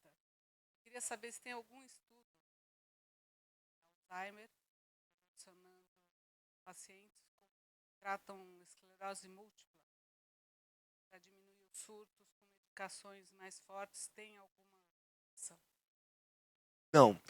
Não tem uma relação direta. É interessante pensar que pacientes com esclerose múltipla é uma doença autoimune, inflamatória, desmielinizante do sistema nervoso central. Pega mielina. A doença de Alzheimer, em grande parte, assim como memória, dificilmente pega substância branca. É uma doença de substância cinzenta, de núcleo do neurônio. O neurônio que morre, eu estou falando de uma outra região. Em compensação, pacientes com esclerose múltipla de longa data, eles têm alteração cognitiva, principalmente voltada à velocidade de processamento. Coisa que pacientes com Alzheimer não têm, porque o principal do Alzheimer é amnésico, é memória. E o paciente com esclerose múltipla é a velocidade de processamento. Só que alta eficácia de drogas de uso, então natalizumab, ocrelizumab, coisas mais específicas. Mas remédios de alta eficácia, eles hoje basicamente bloqueiam, inclusive, relação cognitiva. É que se o paciente tem muitos anos de doença até chegar a esse tratamento, ele provavelmente tenha uma alteração cognitiva clara. Isso faz parte do meu doutorado. Isso é o que a gente estuda um monte, a gente estuda tentar ver formas de como identificar isso o mais precoce possível. Dentro do estudo que a gente faz hoje na USP, a gente organiza, por exemplo, uma avaliação através do olho. A gente consegue entender que, simplesmente por eu ter alteração de motricidade, isso equivale à alteração cognitiva. Se eu estou olhando mais devagar, eu estou pensando mais devagar, porque eu tenho uma relação direta do meu link entre movimento ocular e parte cognitiva. E olha que interessante, o que nosso estudo quer provar, junto com o pessoal de Pittsburgh, é que, talvez no futuro próximo, eu posso estar no celular, isso serve para esclerose múltipla, mas isso serve para CCLs. Eu posso estar no meu celular olhando o WhatsApp, olhando o Instagram, e o meu celular está avaliando o quanto eu estou mexendo para cima e para baixo do meu olho. Se eu entro dentro de um padrão, ele vai mandar uma mensagem para mim e falar, opa, a Renata não está tão bem assim. Vamos avaliar ela? Mudou o padrão, ela está com um padrão mais lento. A gente vai começar a colocar isso cada vez mais dentro da nossa rotina. Então, existe uma relação, mas não com Alzheimer. A esclerose múltipla pode causar alteração cognitiva isoladamente e é uma das doenças que eu mais tenho carinho de estudar. O Ocrevus é um anti-CD20, né? E ser um anti-CD20, pensa que o que ele faz? Ele age em linfócito B no sistema nervoso central. Ele está basicamente bloqueando célula de memória. Célula de memória que vai lembrar o ataque do que você tem que fazer a mielina. Se você bloqueia a célula B em sistema nervoso central, você não tem bloqueio de outras células ao redor. Então, assim, ele não age diretamente em todo o perfil de micróglia. Portanto, mesmo que eu haja você fala assim, ele poderia melhorar a inflamação e, portanto, ele também melhoraria Alzheimer. Mas ele está agindo em uma molécula extremamente específica. Talvez exista um perfil de Ocrevus, um perfil de anti-CD20, que haja em células um pouquinho mais amplas e que eu possa usar como um conjunto. Mas isso é completamente hipótese de uma cabeça que está pensando para o outro lado. Ainda não existe nada sobre isso.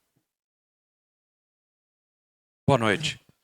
Parabéns pela explanação, Muito impecável. obrigado.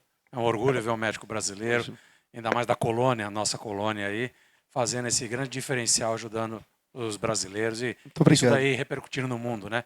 Nos seus trials aí que você está fazendo. Obrigado. Meu nome é Márcio Elias, eu sou gineco-obstetra, né? De formação. Eu tenho observado cada vez mais a hipovitaminose D. E o que eu penso? Pessoas com mais idade vão se aposentar, comem menos, ingerem menos e não fazem suplementação vitamínica.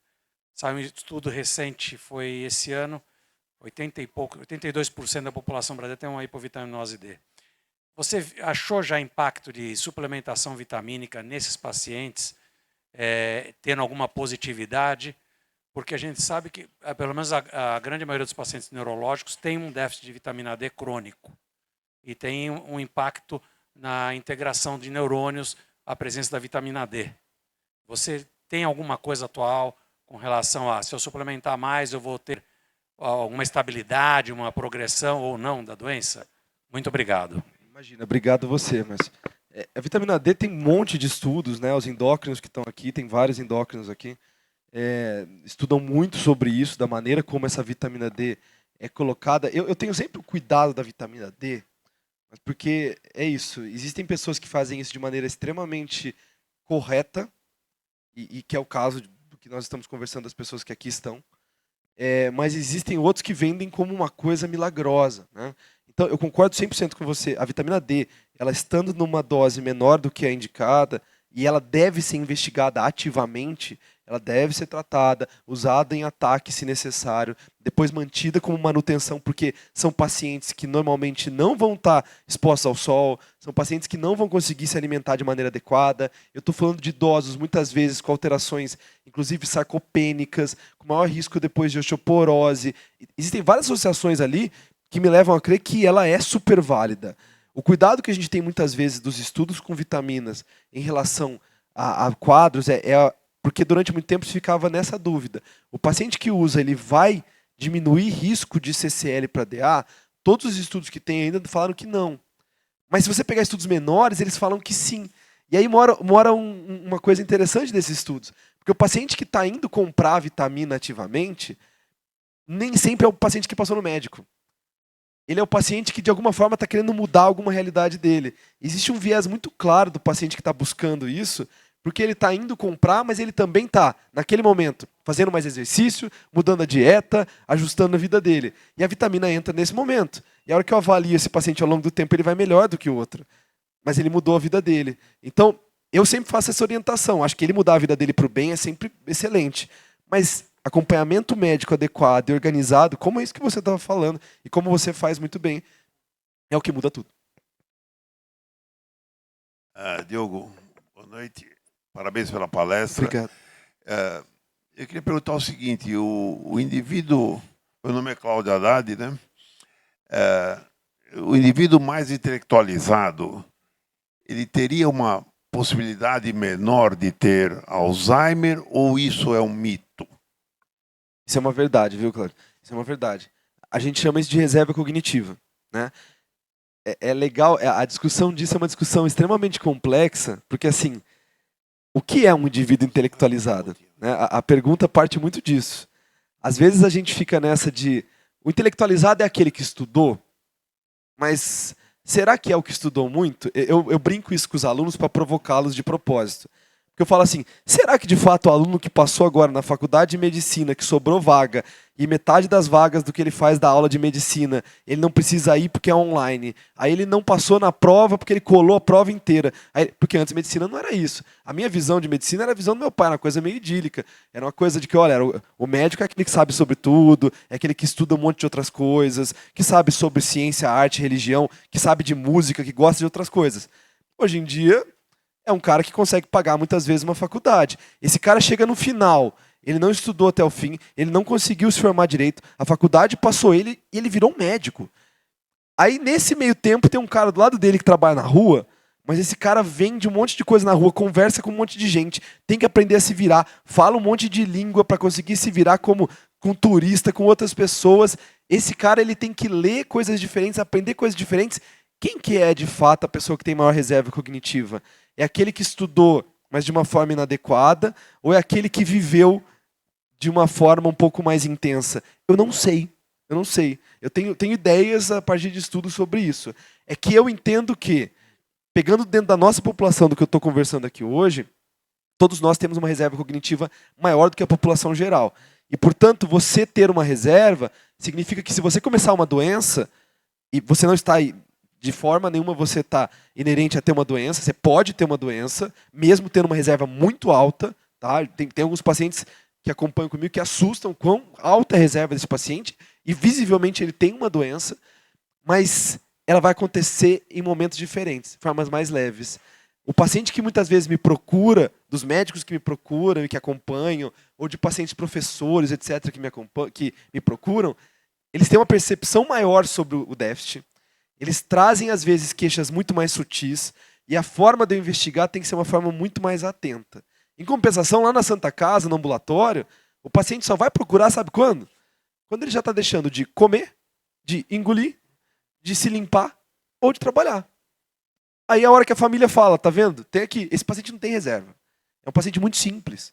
Então a hora que ele deixa de fazer uma dessas três coisas, a doença já pegou a área cortical mais básica. Esse paciente já tem uma doença muito avançada.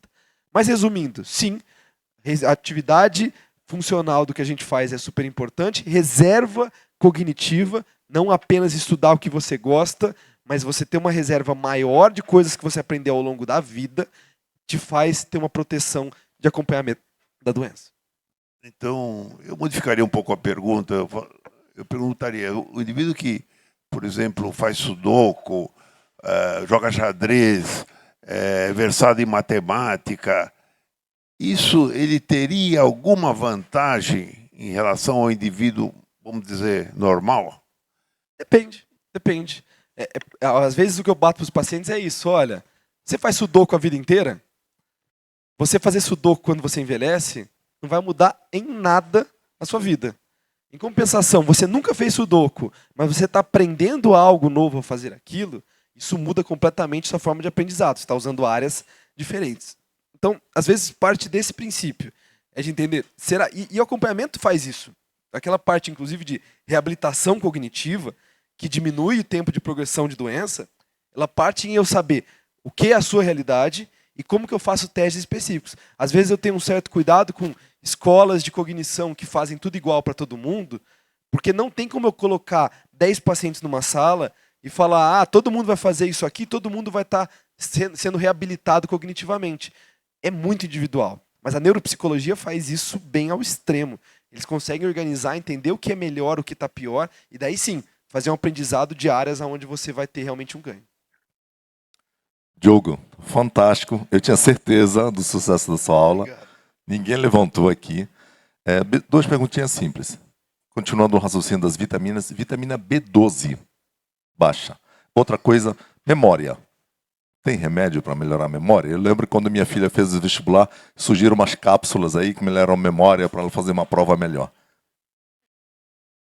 Eu lembro da minha mãe dando isso para mim. Eu novinho, minha mãe deu um remédio chamado Notropil.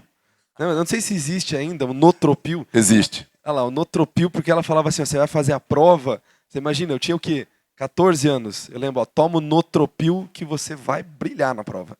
Porque falaram para ela, ela acreditou e deu, imagina, para uma criança, não sabe o que está acontecendo. Mas adoraria que existisse um remédio, né, Pérez? Seria muito mais fácil para a gente a vida se eu falasse um remédio melhora. E, na verdade, não existe uma fórmula mágica. O grande ponto é, o paciente tem que ter uma qualidade de vida adequada. E qualidade de vida é uma coisa tão difícil, né? É muito mais fácil eu dar um remédio, é muito mais fácil. Hoje, muitos dos que buscam consulta são pacientes que querem tomar Ritalina. O cara que quer tomar Ritalina, metilfenidato, modafinila, ele quer tomar Concerta, ele quer tomar... Por quê? Ele sente que se ele tiver um anfetamínico, alguma coisa que estimule ele vai ter mais atenção e ele vai melhor na prova. E existem inúmeros trabalhos mostrando que o uso recreativo dessas drogas não ajuda em inteligência, conhecimento, atenção e nem de retenção. Você fala, mas eu conheço gente que tomou e foi muito bem na prova. Lógico, ele estava estudando já o dia inteiro. Aí ele toma um remédio para estudar, ele estuda. Eu brincava isso com o pessoal meu da faculdade, que é o seguinte, eles tomavam remédio para estudar, mas eles iam pro bar, bebiam como ninguém. Por quê? O remédio não fala qual que é seu foco. Ele melhora o foco do que você quer fazer. Se você quer ir pro bar beber, você vai pro bar beber, como ninguém. Se você quer estudar, você já ia estudar bem. O remédio não está melhorando isso. Ele não está tendo um ganho direto nisso. E isso é um ponto interessante. Então não existe uma medicação específica para isso. A outra pergunta, qual que é? Vitamina B12. B12 tem uma relação muito direta. B12, existem aquilo que todos nós, acredito que façamos no consultório, que são a investigação de causas reversíveis. Antes de eu conversar sobre qualquer demência, eu tenho que investigar aquilo que pode imitar uma demência. Então, TSH alterado, hipotireoidismos graves imitam demência, B12 baixo imita demência, ácido fólico baixo imita demência, causas reversíveis. O tanto de pacientes que eu peguei até hoje, com VDRL alterado, o paciente tinha lá sífilis, num perfil de neurosífilis, não sabia que tinha, e a primeira queixa é queixa cognitiva. Então, assim, a gente tem que investigar causas infecciosas, causas metabólicas que imitem. B12 faz parte obrigatoriamente da investigação inicial de queixa cognitiva. E é super importante. Perfeito. Muito obrigado. Passar para o Marcelo. Oi, Diogo. Parabéns. Tudo aí. bem, você? Eu sou gastroenterologista. E, assim, na verdade, não é de uma pergunta, mas sim um comentário importante, que eu acho que vale a pena. Eu faço doença inflamatória intestinal e eu vi aí que você colocou que 77% são ausentes diagnósticos. Eu trabalho com a classe C e D, tá? E o time é uma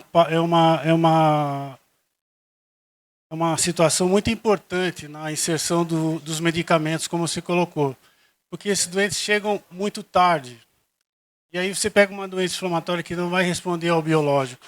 E eu acho que está acontecendo isso na sua área, porque todos esses pacientes têm um viés inflamatório. Nós estamos falando mais ou menos de uma doença de causa única, como o Valide falou. O diabético, o obeso, o portador de doença inflamatória, o portador de artrite reumatoide, doença do tecido conjuntivo. Ou seja, são pacientes que têm um viés inflamatório. E nós estamos falando de viés inflamatório.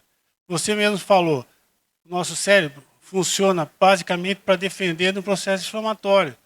É o maior gasto energético. Então, assim, é uma pontuação que eu estou fazendo para todos aqui, e que, assim, há muito já percebi que essas doenças falam as mesmas línguas. E a gente está caminhando para os biológicos, que são medicamentos que atuam na cascata inflamatória. Basicamente isso, né? Então, o time é muito importante, porque a resposta varia muito e depende muito do time. Perfeito. 100% carimbo e estou de acordo. Até acho que a gente vai ter muito mais coisa na mão daqui no momento. Como a gente estava conversando de anti-CD20, hoje drogas que já são usadas para padrões de doenças inflamatórias, principalmente neurológicas, eu acho que são extremamente válidas no futuro quando elas ficarem mais tranquilas, entre aspas, de efeitos colaterais e riscos para idosos, mas que elas vão ser estudadas. Anticomplemento, por exemplo, é uma delas. Acho que a cascata de complemento dentro do estímulo de micróglia parece uma coisa super interessante. Anti-L6 é outra delas. Coisa que a gente já usa. Já usa para outras doenças. Só que a gente não sabe como fazer dentro do sistema nervoso central ainda. Mas eu acredito 100% que a inflamação é um target potencial que vai ser obrigatoriamente tratado daqui 10 anos. Vamos lá, não precisa nem ir muito longe. Diogo, nós estamos abusando da sua boa vontade. Tem só mais 30 perguntas. Desculpa, hein? Vamos lá. Sejam breves, por favor.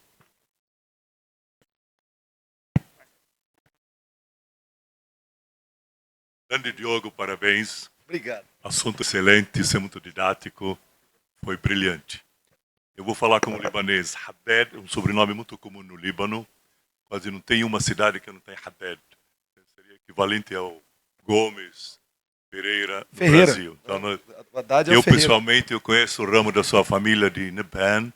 são de Zahle e uma cidade perto chama Kafar Zabit, essa parte da sua família. Bom, essa é a minha parte como libanês. A outra parte como médico, eu sou oftalmologista, e eu queria saber se é possível, sei que tem alterações visuais no Alzheimer. Delas, a questão da visão periférica, outra um olhar vago e outra uma perda da capacidade da visão espacial, que nós chamamos de estereopsia.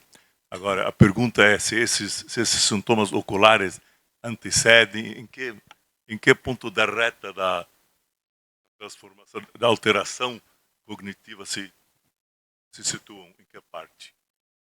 Obrigado. Assim, é super interessante, né? Porque eu acredito que sim. A gente só não tem trabalho suficiente para falar. É um dos trabalhos que a gente realiza. Porque existe uma coisa que para quem está no dia a dia, minha esposa mesmo fala isso, ela vê muitos pacientes meus com Alzheimer.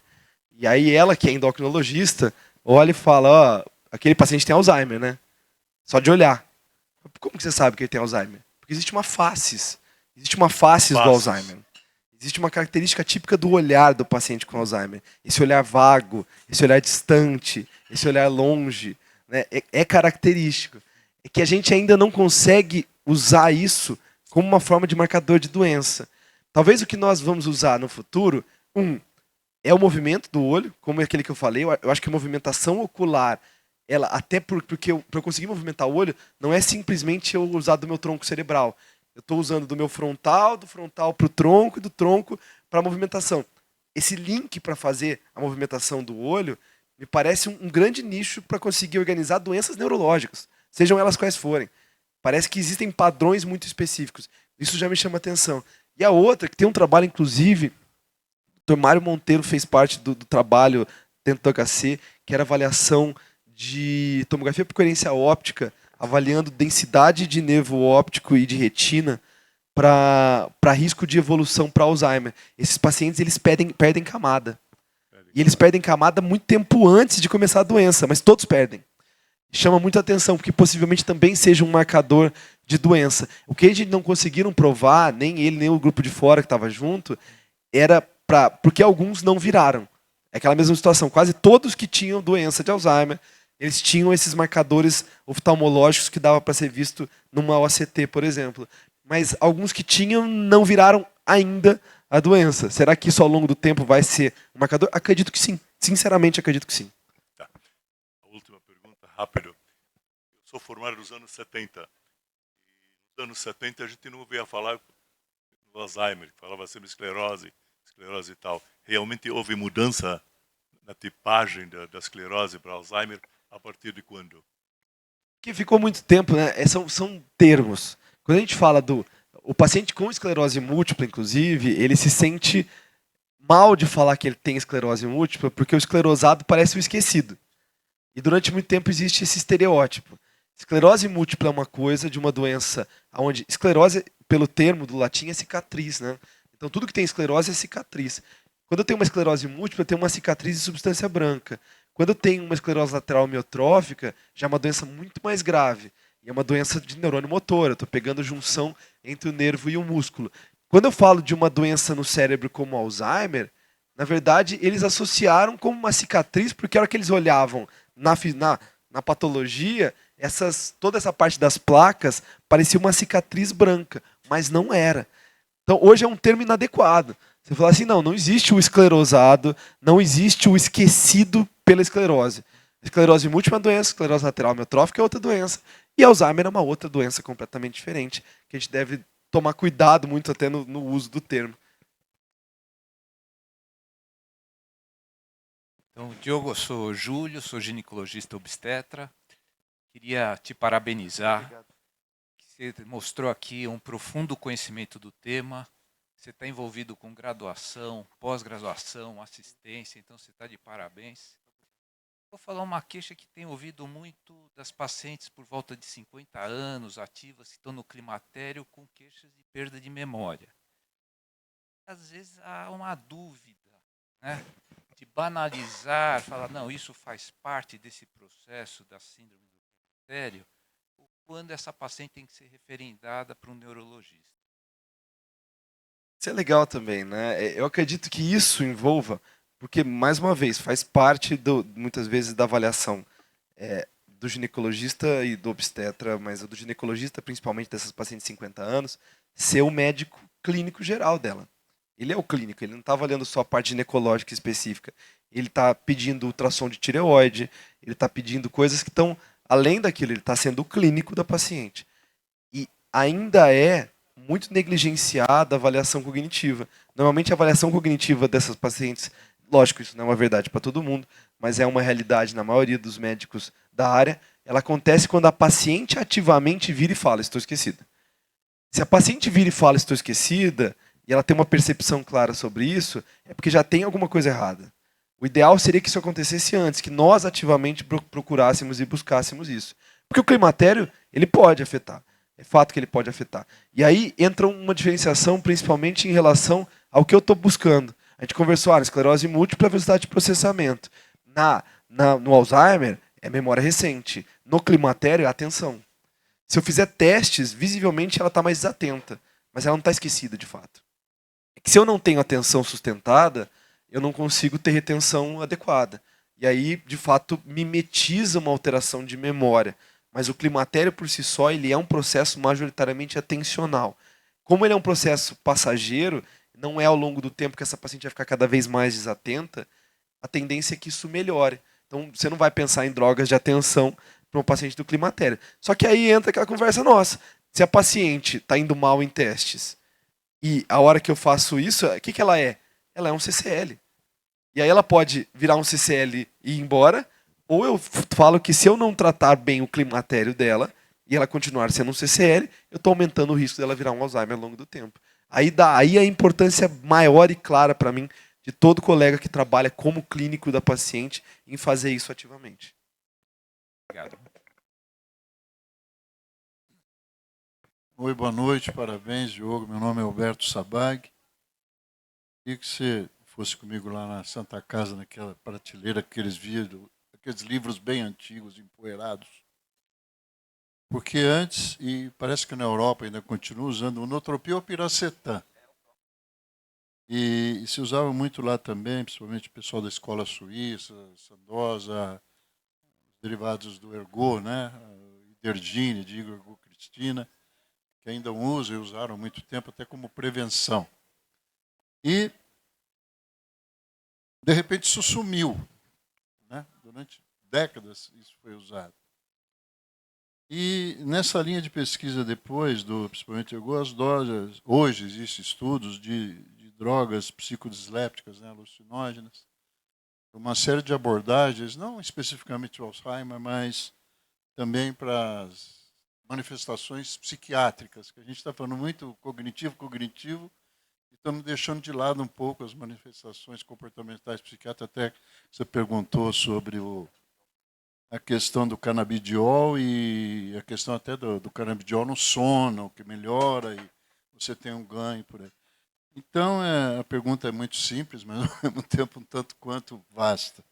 O que você acha da minha colocação? Porque só tentei pegar um pouquinho o outro lado da face oculta da Lua aí, né, Suí? E a questão de memória, uma vez me perguntaram o que é memória. Memória, sabe como é difícil, né? Definir o que é memória. Eu, nos momentos de devaneio, defini que memória é filha do tempo e mãe da história. Definição. As coisas mudam ao longo do tempo, né? Eu acho que estudar a história, por isso que neurologista tem esse negócio de querer estar sempre vendo, a gente se importa tanto com o nome das pessoas de síndromes, talvez seja a especialidade que mais tenha isso, de epônimos, porque acho que isso busca a necessidade de entender o porquê que aquela doença chegou.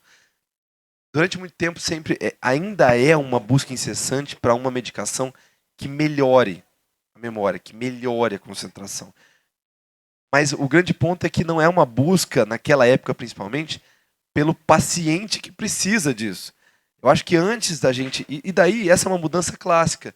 Ao longo do tempo, eu começo a enxergar menos o final e começo a ver mais o começo. Ainda bem. Porque eu preciso fazer diagnósticos cada vez mais adequados para entender quem de fato precisa de tratamento. como minha mãe me deu Notropil para estudar, mas eu já ia bem na escola. Por que ela me deu isso? Porque um médico que ela acompanhava falou que se ela me desse, eu iria melhor. Poxa, mas eu não estava indo mal. E aí é o ponto.